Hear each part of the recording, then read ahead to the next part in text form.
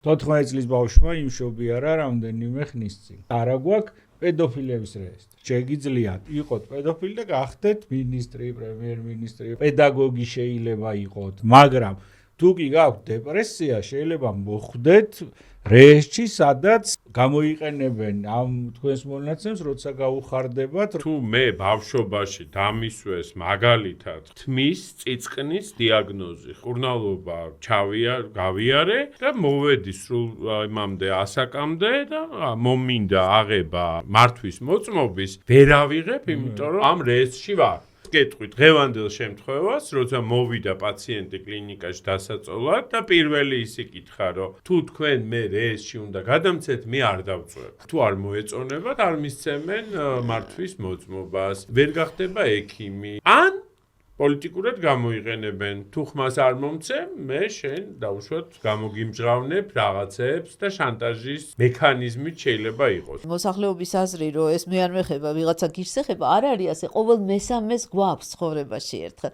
გვეხება. მე თუ არა შეიძლება ჩემი შვილი იყოს, ჩემი და იყოს. ყოველ მეოთხე ადამიანს ცხოვრებაში ერთხელ მაინც აქვს დეპრესია, შფოთვა, ობსესიურ-კომპულსიური აშლილობები. კონფლიქტში მყოფ საზოგადოებაში. ეს ჰიბრიდული ომიც არ შეწყვეტილა და ოკუპირებული ტერიტორიები გავრცელება არის ბევრად უფრო მაღალი ფსიქიკური აშლილობით, სადღაც 30% და მეტი. ყოველი მესამე ადამიანი უნდა შევიტანოთ რაღაცა რეესტრში, ეს ნიშნავს, რომ მომართვიანობა მინიმუმ განახევრდება. ვერ გვექნება დროული ჩარევა, აქ იქნება მხოლოდ დაგვიანებული შემთხვევები, როდესაც ეს შემთხვევები უკვე გადასული იქნება შესაძლებელია მაღალი რისკით მკურნალობა რეზისტენტულ ფორმებში. და ეს ზრდის აგრეთვე სუიციდის რისკს.